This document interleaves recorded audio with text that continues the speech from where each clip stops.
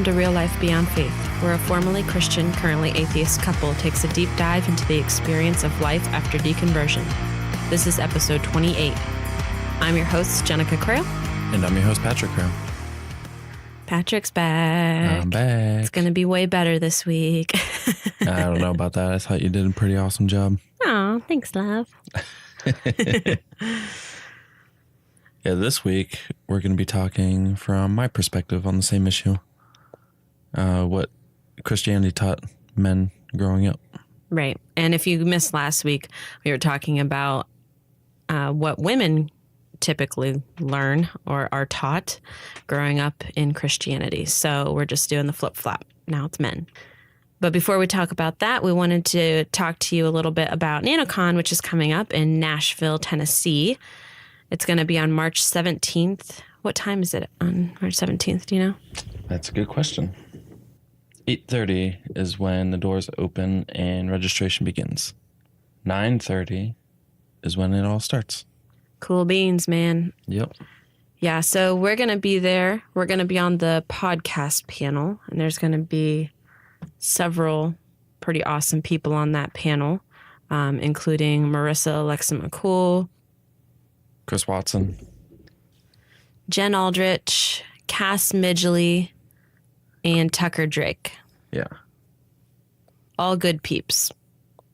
They must have added Marissa pretty recently because she's not even on there. Yeah, I think, well, she just told me about it today that she's going to be on the panel, so. Nice.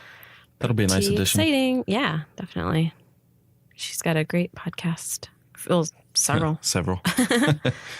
I always think of Inciting Incident, but there are a few of them. So in addition to the workshops, they also have some keynote speakers. Some of them are Matt Dillahunty, Anthony Magnabosco, Dr. Daryl Ray, Bart Campolo, Mandisa Thomas. Yeah, there's a bunch of good people there. I'm not going to list them all, but we will put the link in the show notes if you want to check out NanoCon 2018. Dude, I'm so stoked to see all these people. Because we haven't seen several of these people in a while. Some of them we've seen pretty recently. Well, especially the ones coming from Tri-State Freethinkers like Kelly Helton and Jim Helton. Right. But like Daryl Ray, we haven't seen him in like a minute. A hot minute even. Yeah, I would say. Bart Campolo we've seen very recently. But right. But yeah, these are some great people, great speakers. They'll have a lot of really great stuff to say. If you are near Nashville or can make it to Nashville on March 17th, you definitely should. And it's just a one-day event, so it's not like, well, you might have to get some hotel arrangements, but... Depending on how far you are from Nashville. Right. But it's not a whole weekend event. Yeah, so it cuts down on costs a little bit, too. Yeah, it's going to be a pretty awesome event. Look up how much it costs. So tickets looks like $20 for normal rate. If you are a student or a child, it is $10. Or you can actually volunteer a couple hours of your time and get in for free. Ooh. So that's pretty cool. Indeed. The main reason to come to NanoCon is to meet us and hang out. Yay. Yay, because we're so fun. Clearly. We're obviously the most important reason to come. But yeah, we just wanted to make you guys aware of what's going on with that. Also, the next event we'll be attending is the Bruce City Benefit in Milwaukee, and that's on April 7th. That one is going to be benefiting sexual assault victims, rape victims. So you can find information about it on Facebook at facebook.com/Bruce City Benefit. And it'll have like all the information there, as well as like who's going to be attending, who's going to be speaking.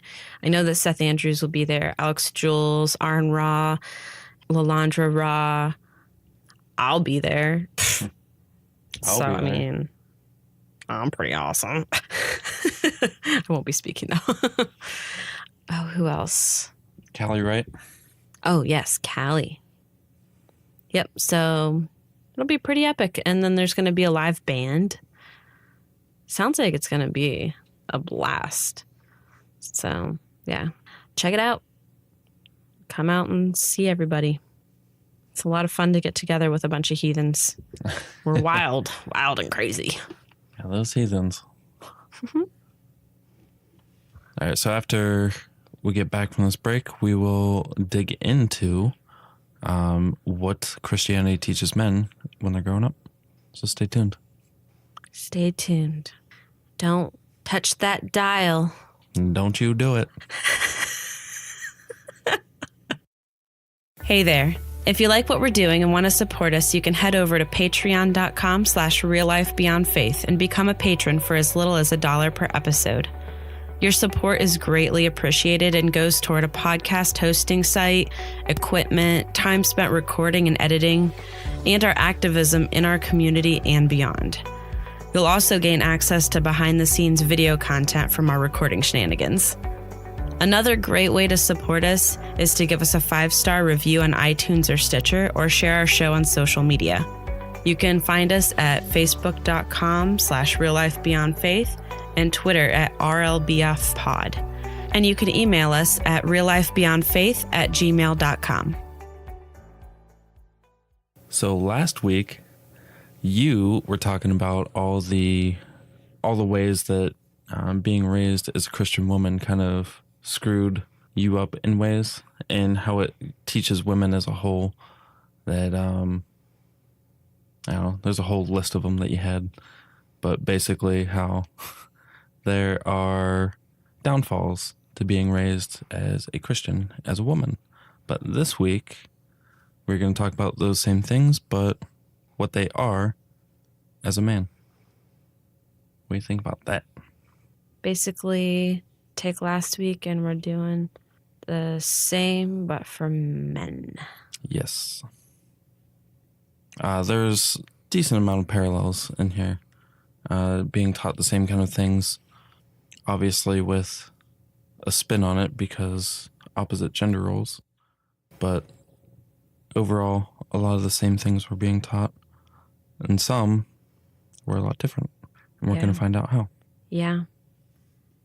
And like, we're talking about binaries, but that doesn't even include like how crazy confusing it must have been for transgender people who were raised in Christianity, being taught these gender roles. And here, not only do they not feel like they are in the right body or, you know, assigned the right gender at birth, here they are like also being told all of these things that they're supposed to fit. They're supposed to take themselves and fit into this box that is so strict and constricting. Like, it's even constricting for people who do feel like they identify with their assigned gender. I can't imagine how confusing it must be for transgender people to experience that, or non-binary, you know, which non-binary is transgender, but still, like, all of the different things among this, like, along the spectrum. I just wanted to point that out because, yeah, we are talking binaries here. We're talking about men. We're talking about women. But that's the way. We're just speaking from personal experience. And we're talking from the way religion looks at it. Right. Because religion doesn't take into consideration that you might not be on a binary spectrum. You know, like, it's like you're either a man and you're this way, or you're a woman and you're this way. Yeah. And so that's why we're speaking on binary terms. And I just wanted to clarify that. Yep. We do recognize that there are all kinds of different experiences. We also recognize that this is just our experience with it, or like kind of a broad cultural experience with it, not necessarily everyone's specific experience. Also, a lot of what we're talking about is biblical. It's what a biblical man and a biblical woman are supposed to be. So even if you were raised a Christian and you weren't raised with these mindsets, the Bible you believed in did teach it. So yeah, about that. I got some thoughts about that. I can tell.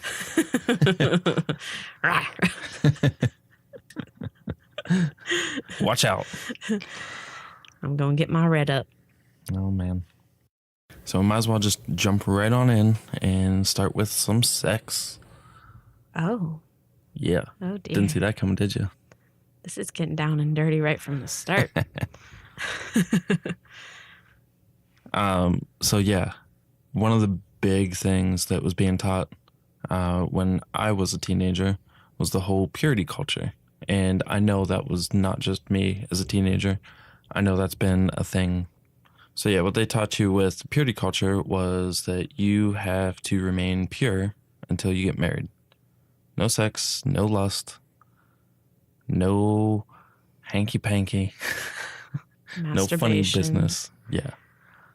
You're supposed to remain pure, and not only that, but you're not even allowed to look at anybody or think about anybody lustfully.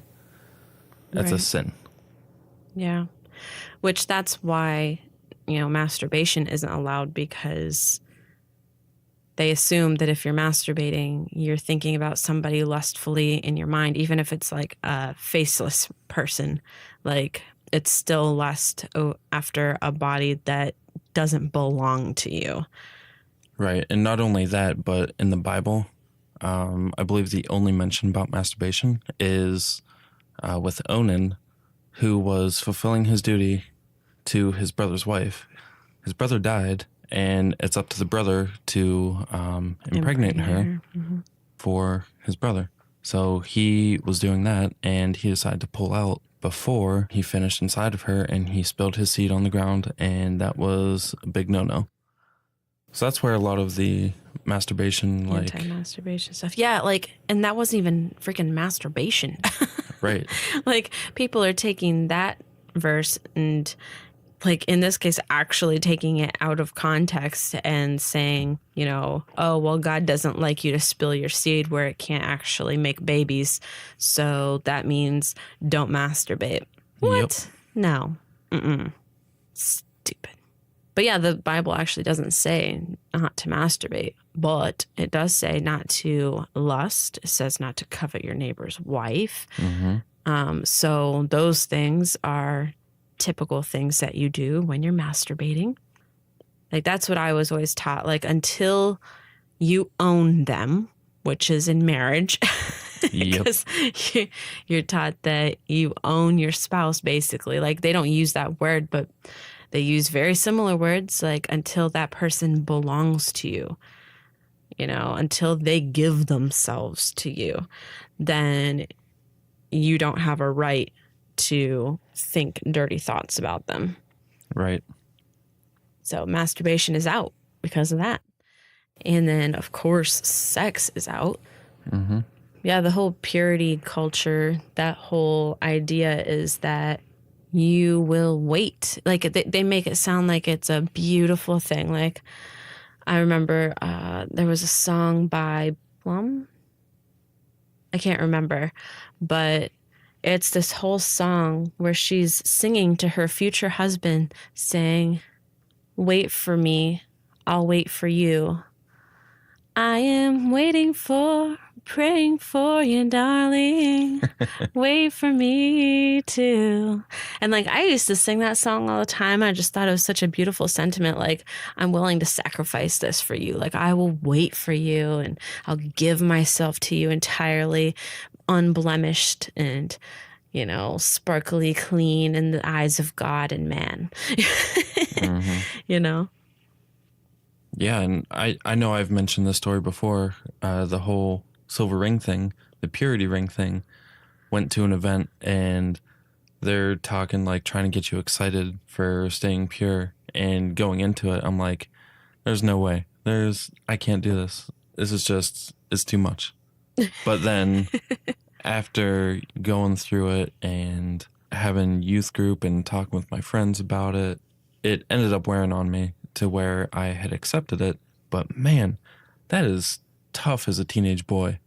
All those hormones running through you, and you have no acceptable way of release because you're not married, You're not supposed to masturbate. You're not supposed to lust. You're not supposed to watch porn. Not supposed to have sex. Not supposed to have sex. Yeah. So then when you do meet somebody and you like start to fall in love or, you know, have the infatuation and stuff, you also jump into marriage a bit too quickly. Yeah. Like in a lot of cases, like these young people will rush their marriage and get married at like 18, 19 years old.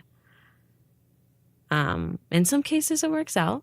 Like my brother and his wife, they got married that young for pretty much that reason. Yeah. And they're doing well. And Yeah. it's been a minute.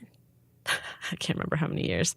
But, you know, I can see them being successful, but so many of these marriages fail. Or just like, you know, they grow apart because they're so young. Yeah. And they just jumped into it because they wanted to be able to fuck.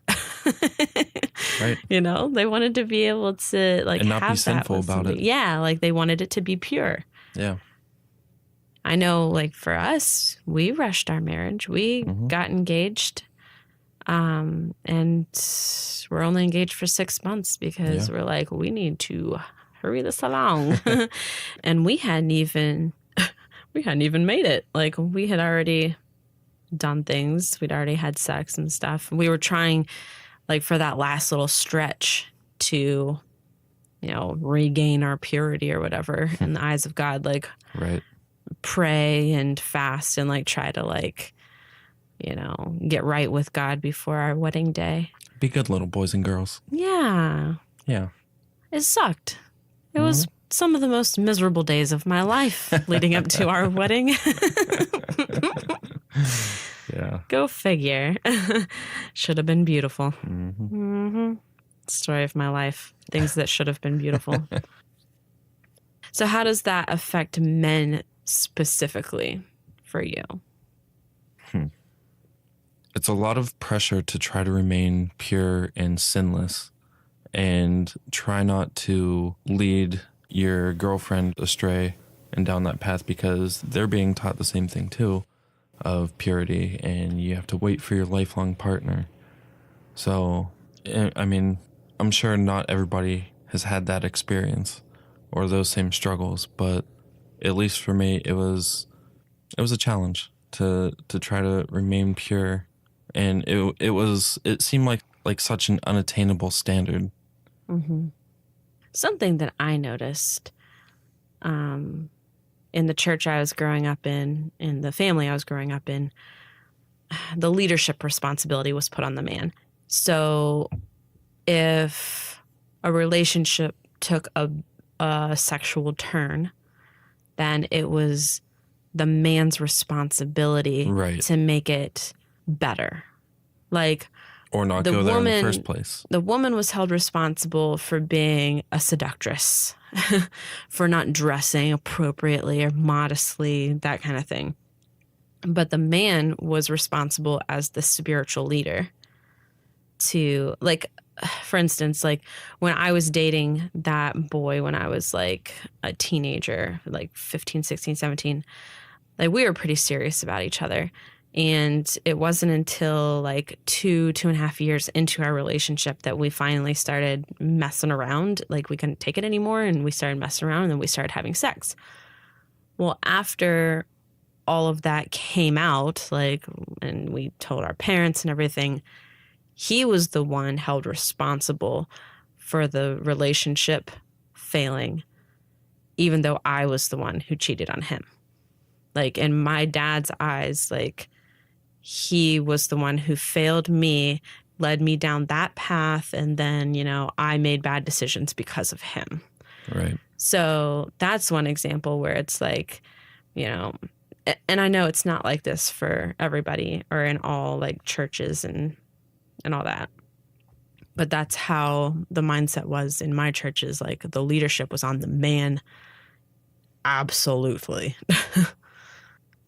Speaking of leadership, let's go there.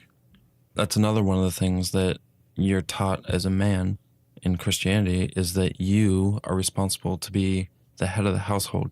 You're supposed to be the spiritual leader and like guide your wife, guide your children, your girlfriend, fiance, whatever. Had your wife, had your kids, and had your husband. I'm sorry, I had to. It reminded me of it too much. But yeah, you are the one that's in control of the fate of your relationship. Like if, like you were just saying, your boyfriend at the time, it was on him that the relationship failed. Yeah. Instead of, the responsibility being on Both of us. both of you. Right. Yeah. It's a lot of pressure on men. Well, do you remember the sermon that our pastor gave us when we got married, where he was talking about it's your responsibility? He was talking directly to you. Mm-hmm. He was saying that it's your responsibility to either make this relationship build and prosper, spiral up, or spiral down. Yeah. Yes. So like, he didn't even look at me. He didn't even like acknowledge me being any part of that. Like the responsibility is on your shoulders as the man, as the leader of our family and of our home, to make us or break us. Yep. That's a lot of pressure, and it kind of like lets the woman off too. Like, well, you can be a horrible bitch, but it's his responsibility to rein you in and to keep this relationship healthy. Yeah, and that comes from a part of the Bible where it says, men, love your wife as Christ loved the church. And yeah, like you're supposed to be the nurturer, the supporter. Basically, the fate of your future is in your hands. Yeah. That's how they portray it. Yeah. I always thought that would be a rough burden to carry. Like, as a woman, like I always knew like women have it harder. Absolutely. We have it harder in just about every way. But when I saw, the responsibility that a man carries as like a godly man, I was like, oh, glad I don't have that responsibility at least. Right. So with that pressure as a man, whenever it doesn't go well, whenever it does fail, then you are seen as the failure and that you are not adequate enough. That you have let your family down, your wife, your spouse, your fiance. I already said wife. But yeah, it's, if you can't reach the standard, the high standard, then you are seen as inadequate. And not only that, but because you are the man is the one that's supposed to be the leader, you can't accept each other's strengths, their natural strengths, to be able to support the family. So where you might have strengths where I'm supposed to have them, if I don't take care of that and you have to suppress it. Example. So yeah, for example, like in our relationship, you have more of a natural inclination to leadership. And that's okay. Yeah, and I had to suppress that for a long time. Yeah. And try to let you make all the decisions and to just follow and nod along. Like, I would give you my input, but as far as like final decisions and things like that, it was all up to you. And as someone who, you are a leader, like you are a strong, independent person, but you don't have as strong of an inclination towards it as I do. Like, decision making comes pretty easily to me. I am a doer. Like, I'll just move forward and do things and stuff. But I had to like sit back and try to suppress all of those urges in myself because I thought it was sinful. And I thought that I was like failing as a godly woman because I had to hold back. Yeah. So because you felt like you had to hold back, we didn't necessarily grow as much as we could have because you had to suppress things. I had to try to fill certain roles that weren't natural for me. So, yeah, that's a good way that families can fail or relationships can fail, is if you don't embrace your strengths. Mm-hmm. Right.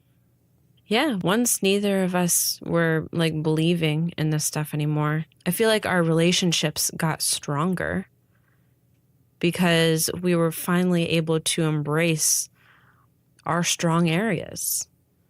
We were able to just be who we were. I was able to, lead things, do things. I started leading a support group for recovering from religion where I'm leading a group that includes men and women. I don't know, like it just felt more authentic, our relationship did. Because we were taking the roles that we enjoyed rather than the roles that were pushed on us. Right. Yeah. And it makes things a little bit easier and more smooth. Yeah, definitely. And that's not to say that I make all the decisions and that I'm the one who makes us do everything. But I definitely don't suppress that in myself anymore. I don't sit back and twiddle my thumbs hoping that you will make a decision I like. And like having to just like go along with it without any kind of, I want to say argument, but that's not the right word, without putting my 2 cents in and having it be like actually important. Before it was just like, well, here's my 2 cents, but it's not really my decision. It's not both of us making this decision. It's you making this decision for us, and I have to submit. Yep. And that kind of sucks for a man. That's too much. That's too much to take on by yourself. It should be a joint effort, Mm-hmm. And another thing that kind of goes along those lines is the whole kind of toxic masculinity aspect, where it's not seen as acceptable or okay for men to be vulnerable or in roles that are socially unacceptable. Right. Or are socially widely dominated by women. Yeah. It's seen as a weakness. Like a stay-at-home dad or a man who's not macho. Right. Like more of a feminine personality and whatnot. Yeah, men are expected to be strong, masculine, independent. Decision makers. Helpers. They're supposed to be horny maniacs who can't control themselves. Like, that's what's expected of them. Mm-hmm. And so a lot of times when men act that way, it's because the expectation is so low for them that they don't think that they have the power within themselves to control that aspect of their behavior. And so they act like horny maniacs instead of like controlled, like self-controlled, respectful human beings. And of course, that's not a general rule. That's a pretty broad brush, but for some men, yeah, for sure. I'm saying for a lot, I said it for a lot of men, like not all obviously, but I mean, as a woman, I've seen a lot of these men. I have been in contact with, they've been in contact with me more like, but like, it's an issue. And when that expectation is so low for a man, when they think, well, this woman looks like this or is dressed like this, or I think she's hot and I'm a man, so I can't be expected to control that aspect of myself. I can't control it, so I just gotta go have it. Yeah. Yeah, and on the other hand, it's kind of taught that the men are supposed to be the ones taking care of the women. So like if you are walking into a store, you hold the door open for them. You open the car door for them. If there's something even somewhat heavy, you take it from them and take care of it yourself. The women can't handle it, so the men have to step in and be the hero of the day. The women are the weak vessels. Yes. Can't do anything for ourselves. Yeah. On the other hand, with that, For instance, when the Titanic was sinking, women and children first. The women were given priority in that situation because it was the gentleman thing to do. Meanwhile, instead of equal men and women being rescued, it was all of these men being left behind to die. Oh, like the breadwinners of these families, the people who were taking care of these families, all of those men got left behind. Mm-hmm. And they were put into that role by culture. And then they're told that they have to stay behind and die while their families get rescued. Yeah. Dude, there was totally room on that board for Jack. That's bullshit. No, Jack, no.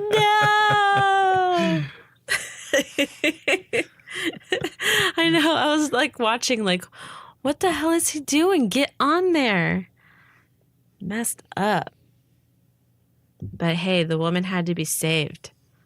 Yep, he was a hero. A dead one, but Yeah. Doesn't do him much good if he's dead. yeah. He's not going to get lucky if he's dead. It's hard to be lucky when you Are frozen at the bottom of the ocean. Well, that took a turn. Whew. Yep. I'm about to start crying. Jack. Jack, no. You mentioned something a minute ago about how men are typically seen as like the out of control, horny, like hormonal, just like, ugh. Mm-hmm. Like they gotta have it. You brought up a point last week that I wanted to touch on, but from the opposite perspective, women are taught going into marriage that they need to be available for their man sexually whenever he needs it. Mm-hmm. Even if you're not in the mood or you're not awake enough, like if you're too tired. Or he doesn't work for it or like try at all. Right. It is seen as virtuous for the woman to be accommodating in that way. Yeah. Always open. Yes. Heart and legs. Yes. So yeah, like it's because women are expected to be available all the time. It's expected for men that they can have it. They can take it anytime they want. Mm-hmm. But the thing is, even if you're married, you still need consent. And what that does is it takes out the consent for the woman and the enjoyment out of it. Because if they aren't willing, then they're probably not going to be enjoying it very much. Right. I feel like it takes the enjoyment out for both. I mean, because even if you are the man and you're just like, well, I need to get off and this woman belongs to me, so I'm going to go tell her that we're having sex or whatever. Like even in those circumstances, it's like, how much can you really enjoy sex if she's just laying there like a dead fish, like just letting you have it, like that can't be that enjoyable either. Mm-hmm. I know like it's amazing some of the conversations that I either overhear or am a part of, and people say things I'm just like, what? Like the people I've worked with in the past, present, whatever, they're like, I told him the other day, like, I just like turned around in front of him. I was like, all right, fine. You have 5 minutes. I'm just thinking like, what kind of sex life is that? Like you have 5 minutes. Just go to town until you're done. And if you don't finish in 5 minutes, well, it sucks for you. I know that that's not uncommon, like that kind of mindset, because I've heard like several people say that, like, well, I'm just going to lay here and take it because I don't feel like it, but I owe it to him because he's my husband or something, and he needs to get off. So yeah. Like, that's just not good for anybody. And then it tells the man that he doesn't necessarily need to work for it or earn it or make her feel special, make her feel desired. It's like, well, I can just have it whenever I want, so why try? And she's like, well, I have to give it up anyway, so whatever. Like, ugh. Plus, a lot of women are taught that it's not normal as a woman to enjoy it. A lot of women are taught that it hurts. And so they expect it to hurt. And so when it does hurt every time for them, it's not something that they worry about. And so it's actually something that they just suffer through for their whole life. Like, I literally know women like this who have suffered through sex with their whole marriage. That's insane. That's no way to have a marriage. Yeah, that's no way to build a relationship, a sex life. Like, I know for me, our sex life is pivotal to our relationship because my love language is physical touch. I need to have a strong, healthy physical relationship with you in order to feel happy in our relationship, to feel desired, all that. So if we were still in that kind of mindset where you take it, I give it, and nothing else really matters, that would be rough. Yeah. Another thing I just thought of too is because of the typical gender roles in a religious marriage, the pressure is on the man to be the one to pursue any kind of sex. Right. You have to be the initiator. Right. So even if the woman wants to be the one to initiate, it's almost looked down upon because the man is the one that's supposed to take charge in that area. And like you said, like, women aren't always taught to want to enjoy it or that they should enjoy it. So if they're not going to enjoy it, if they're scared of it, they're not going to want to initiate. Yeah. I remember at a marriage seminar we went to one time at the church where we got married. He was talking about how he always initiated sex with his wife. This was the pastor. He always initiated. And he was starting to kind of resent the fact that she never initiated. Like, he wanted her to want him, to, come to him and, be seductive. And he was praying about it and came to the realization. He was like, why would I expect her to take the lead in this area when it's expected of me to take the lead in every other area? Shouldn't I also take the lead in this area as a godly man? So he, even though this was something that he desired, that would have made their sex life better, that would have fulfilled, his wishes for, sexual fulfillment, he had to deny himself that and not even ask her for it because he felt like he needed to be that leader in their relationship, even though he wanted, something different. Yeah. And early on in our marriage, I can relate to that. I wanted to be the one that felt like I was being pursued sometimes, and that you wanted me, that you desired me, and not me constantly being the one to try to chase you down and put the moves on you. Yeah, but I felt like, especially after that marriage seminar, I felt like maybe I was stepping outside my bounds to pursue you. I was like, oh, shoot. Like maybe I should pull back. Yeah, maybe I need to check myself, step back and stop initiating and stuff. So I was holding back while you were wanting me to be more initiative, which is just crazy. Instead of us just figuring out what works best for us as individuals, as human beings with different needs and things like that, instead of us just figuring ourselves out, we were trying to fit into these roles and squashing ourselves. But you know what we found out? It's okay. You can do that. You can accept roles that aren't traditionally meant for specific genders. Yeah, I know. Like, our sex life before we became atheists was not bad. It really wasn't. It was not that bad. It could have improved, like it could have been better, but it wasn't bad by any stretch. But after we left religion, Oh boy. it got significantly better. Yeah. Like, it wasn't even like we just started having sex with whoever we wanted and just like going crazy. Like, within that first year as an atheist, I remember thinking back over the year and thinking, oh my gosh, like, we have tried so much just in this past year.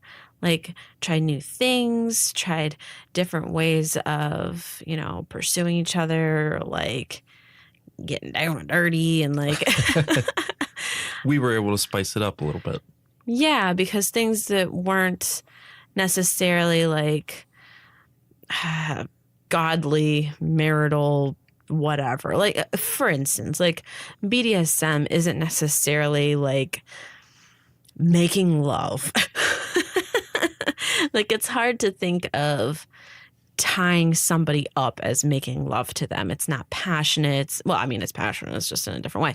It's not like slow and loving and nurturing, like No, it's like raw. we're often and taught dirty. like we're supposed to do in a godly marriage, is like nurture each other and have like passionate love making, and like we realize, oh, we're animals.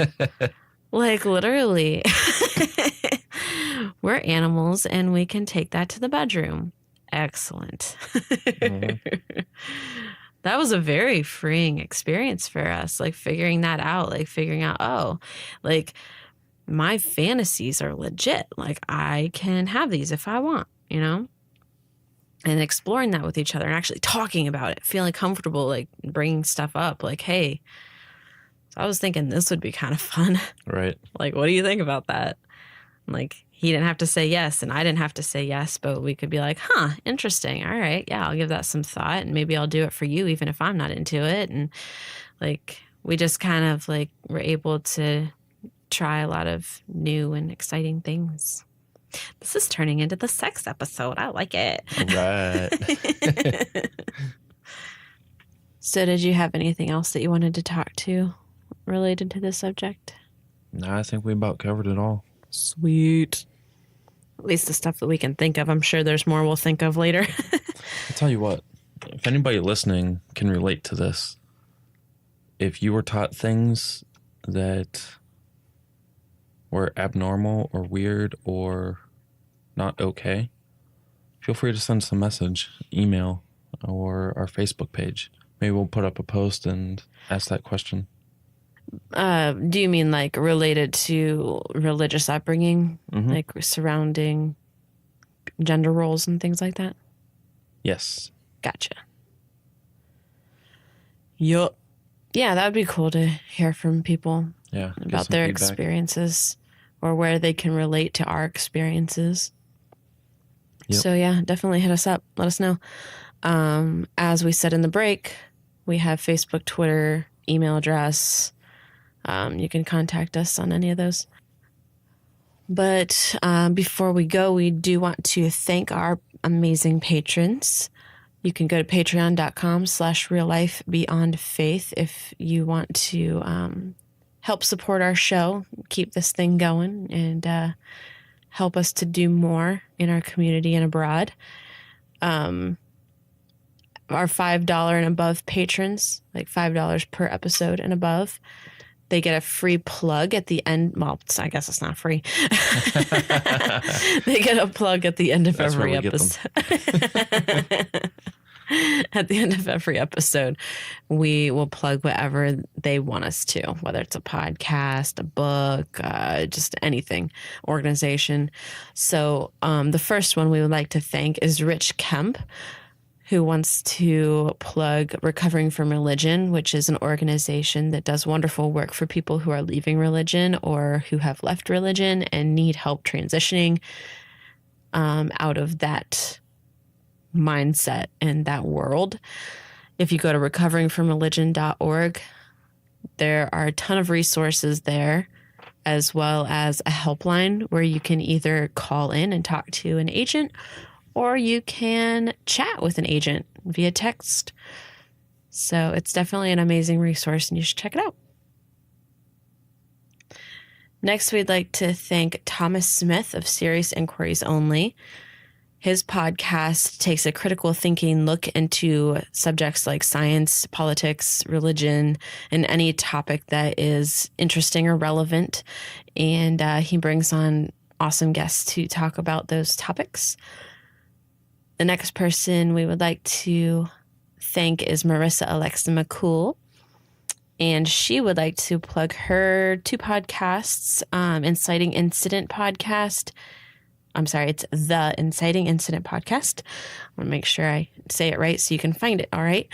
And then also The Cis Are Getting Out of Hand. Both are great podcasts. The Cis Are Getting Out of Hand talks about life as a transgender person, what it's like, things that are irritating, things that, cis people who identify as the gender they were assigned at birth don't understand, and ways that we get out of hand. As we do. As we do. And the Inciting Incident Podcast is a great look into all kinds of interesting topics. They really range quite broadly, and a lot of the people that she has on the podcast, as well as her co-host Bethany, a lot of those people are people who are active in the secular atheist community. So it's a great way to kind of dip your toes in that. Next, we would like to thank Chris Powell, who would like us to plug the Tri-State Freethinkers. It's an organization that I'm actually a board member of, and we do activism, community service, educational events, social events, and we're extremely active. We're extremely large. We do a ton for activism in the community in the tri-state area, which is Ohio, Kentucky, and Indiana. And if you are in the tri-state area, like near Cincinnati at all, you should absolutely get involved. It's an amazing organization doing very important work. We are involved in pretty much everything. So definitely check that out. Even if you are far away, you could always help support us through donating on tristatefreethinkers.org. And I think that covers it for the plugs. Then we also have a few patrons who don't have plugs, but who are at the $5 and above level. Yeah, and that's Mark Ramsey, Justin Krebs, and Joseph Rakowski. Thank you guys. We always appreciate the support. Yeah, you guys are pretty awesome. And like we say every week, that support goes a long way. It really helps us out, and it's not taken lightly at all. So thank you guys so much. And like I said, if you'd like to help support us, you can go to patreon.com/reallifebeyondfaith. We will catch you all next time. But in the meantime, keep it real.